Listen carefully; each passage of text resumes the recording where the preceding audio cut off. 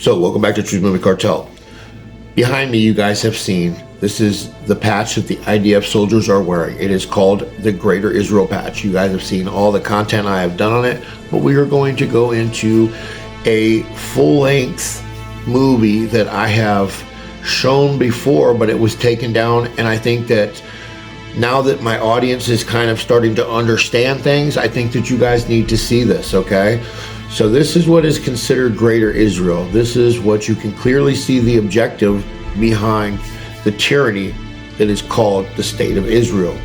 Now, this movie is called Propagandize, and I want you guys to watch this. This isn't about hate. This isn't about anything other than education, so you can understand where we're coming from, why it is that we do what we do, and how bad and big trouble we are with Trump being who he is and his true colors tied to Israel.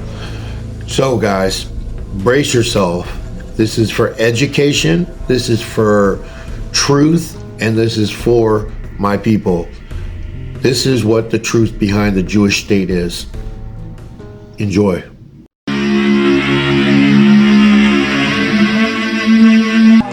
אתה לא צוחק מהעולם, ביבי. במיוחד היום עם אמריקה, אני יודע מה זה אמריקה. אמריקה זה דבר שאפשר להזיז אותו בקלות. להזיז לכיוון אמריקה זה דבר שאפשר להזיז אותו בקלות. להזיז לכיוון הנכון. 1967. Israel now occupies all of Palestine territory, the Gaza Strip and the West Bank.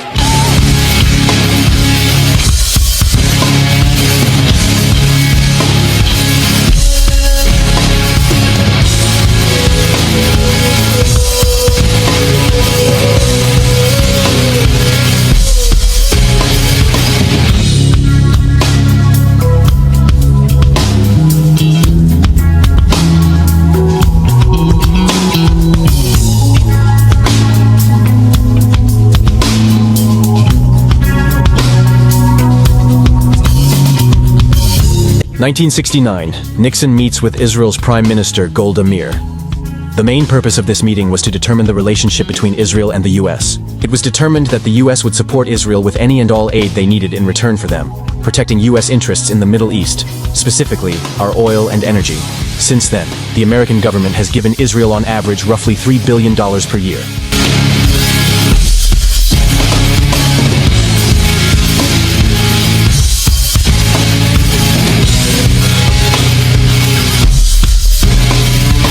American public opinion is generally supportive of Israel because it's been led to believe that Israel is in the right and the Arabs are bad guys. None of this is by accident. It's the result of a deliberate effort to shape American perceptions of the conflict. A propaganda effort that really begins to take shape with Israel's invasion of Lebanon in 1982. Summer of 1982.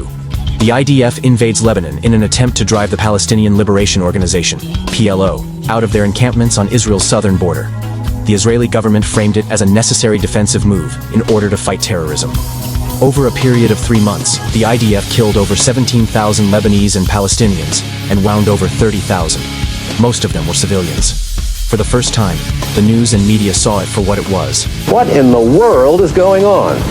Israel's security problem on its border is 50 miles to the south. What's an Israeli army doing here in Beirut? The answer is that we are now dealing with an imperial Israel, which is solving its problems in someone else's country. World opinion be damned. Unleashed another massive air attack on Palestinian guerrilla targets in Lebanon today. From the sky, the howl of Israeli jets, bombing and bombing.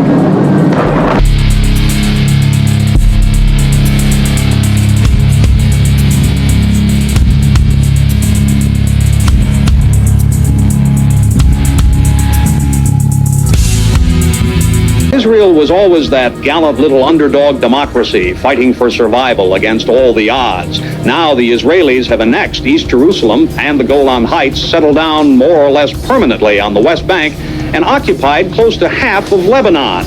In the interests of self-defense, that gallant little underdog Israel has suddenly started behaving like the neighborhood bully. For the first time, the Western news and media portrayed Israel as the aggressor.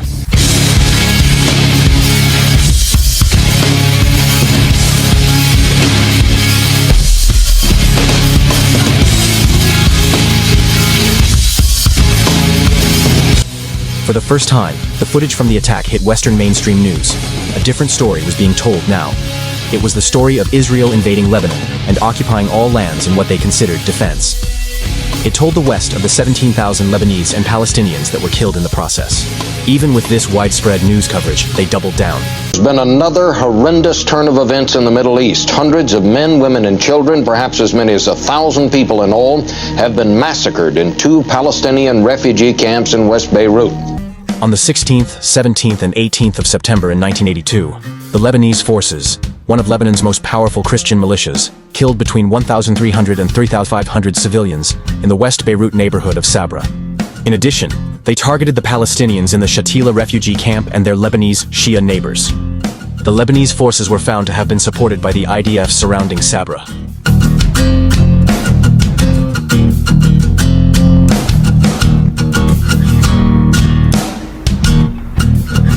The attack on Sabra and Shatila was the straw that broke the camel's back, exposed the IDF and threatened the relationship Israel had with the United States. They took our children, one said.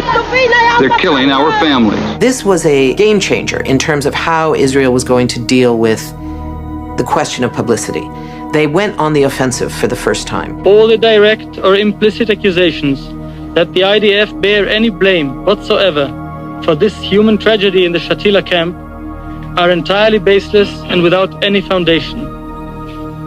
The government of Israel rejects them with a contempt which they deserve. 2 separate commissions, the Independent McBride Commission and the Israeli Knesset's Kahan Commission, found the IDF to be responsible for the events. McBride held the IDF directly responsible as the occupying power over the area, while the Kahan Commission blamed the IDF indirectly for their failure to intervene once they had received reports of the killings. This time, Israel couldn't hide from it. The photos and videos from the attack were undeniable. Israelis permitted an armored column of right-wing Christian gunmen to enter West Beirut late Friday. They took up positions surrounding Shatila refugee camp last night, and this morning they were gone. A bloody massacre which has heightened tensions between the U.S. and Israel. It was perhaps the first time they recognized at the highest levels inside Israel how much they needed to do that if they expected to maintain the kind of understood support in the United States. Israel can do no wrong. Israel is always the victim. Israel is the little David against the big bad Goliath.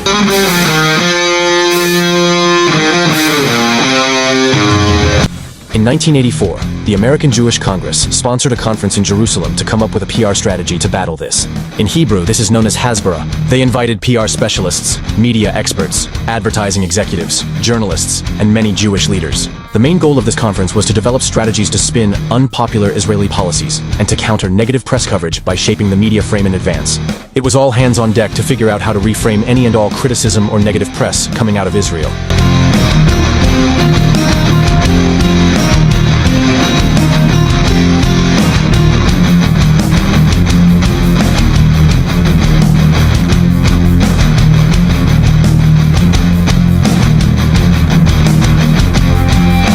The choice of Spielvogel makes perfect sense.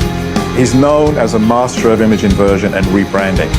The ad man responsible for transforming Miller Lite, which had been viewed before as a woman's beer, into a manly beer that tough guys would drink. The best part is that it tastes so great. The best part is it's less filling. Nah, it tastes great. Less filling. His job with Israel would require the same kind of rebranding, only in the opposite direction, to help soften the image of a country that's coming to be seen as a bully. So he recommends creating a cabinet post dedicated exclusively to explaining policy, whose job would not be setting policy, but presenting it in the most attractive way to the rest of the world.